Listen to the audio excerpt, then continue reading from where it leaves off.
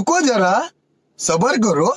अब जो इन्होंने 70 साल में इस मुल्क के साथ किया है, इनको हाथ जोड़ के अपना मुल्क इंडिया को वापस दे देना चाहिए, ताकि वो तरक्की करके तो हम लोग तरक्की नहीं कर सकते। हम दो कौमी नज़रिया के ऊपर इस पाकिस्तान को लिया हुआ है। यहाँ आज 20 किस्म के नज़रियात चल रहे हैं। हम कायदे-ए-आज़म का जो हमारे फाउंडर का नज़रिया था, जो विजन उनका था, हमने उसको तो फॉलो ही नहीं किया। हम वो कौम है जो दुनिया को बीट कर सकते हैं किसी भी मुकाबले में। अभी तो दुनिया हमें बीट करी जा रही है और दुनिया हमें पाकिस्तान वापस भेजी जा रही है, जहाँ जहाँ हम जा रहे हैं।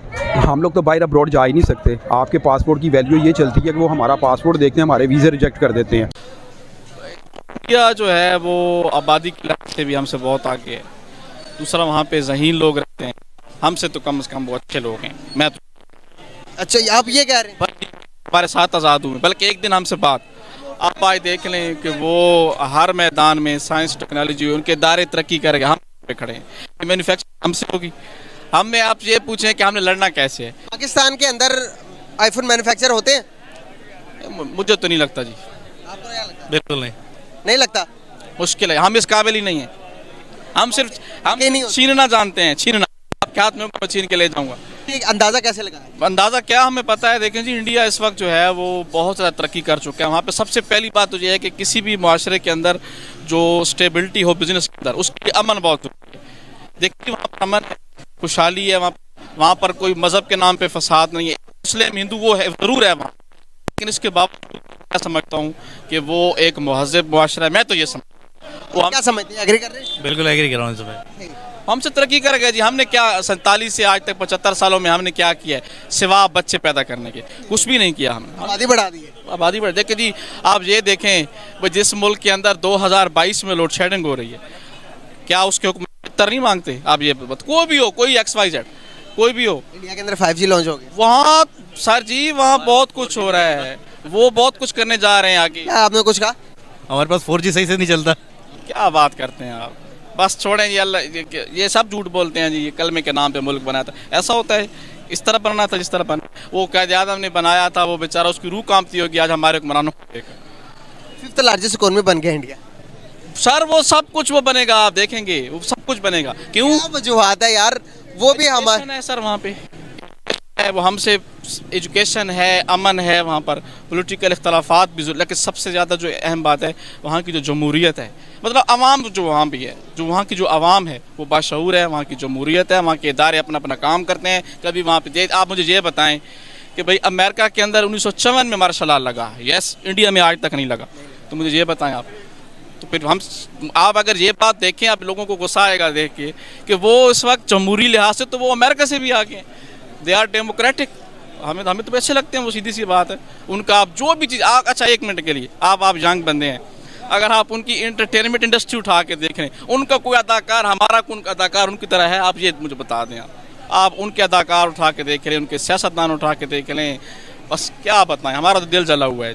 इस मुल्क में पैदा हो गए हैं, लेकिन जहाँ पे इसको होना चाहिए था वहाँ पे। इंडिया में D2M technology, direct to mobile technology launch हो रही है।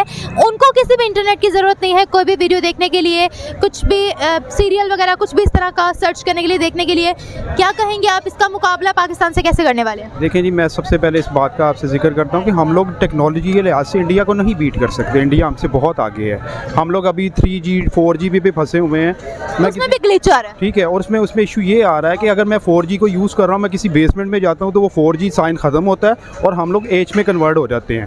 आई थिंक सो कि मेरे ख्याल में इंटरनेशनल मार्केट को जो इंडिया ने अपना सॉफ्टवेयर उठाया है, उसने पूरी दुनिया में मेरे ख्याल में सेकंड लार्जेस्ट कंट्री है जिसने सॉफ्टवेयर के ऊपर पूरी दुनिया में बीट किया है। इवन कि उसने गूगल लॉन्च किया, उसने एप्पल लॉन्च किया, और हम लोग आज भी सॉफ्टवेयर में सबसे पीछे हैं। वो सबसे ज़्यादा दुनिया के अंदर जो है वो सॉफ्टवेयर को उठा रहा है, पिक कर रहा है, सॉफ्टवेयर को बना रहा है। इवन कि हम लोग अपना सॉफ्टवेयर हाउस खोलते हैं और टोटली स्कोप यही होता है कि हम सस्ते से सस्ता जो है सॉफ्टवेयर बना के दें, लेकिन उसके अगेंस्ट हम उसके कंपटीटर नहीं है, वो हमें बीट कर चुका है। तो मेरा क्वेश्चन का आंसर दें कि नेक्स्ट टाइम आप क्या देख रहे हैं, कि चाइना को देख रहे हैं सुपर पावर बनते हुए, एशिया की बात कर रहा हूँ, या इंडिया को देख रहे हैं? इंडिया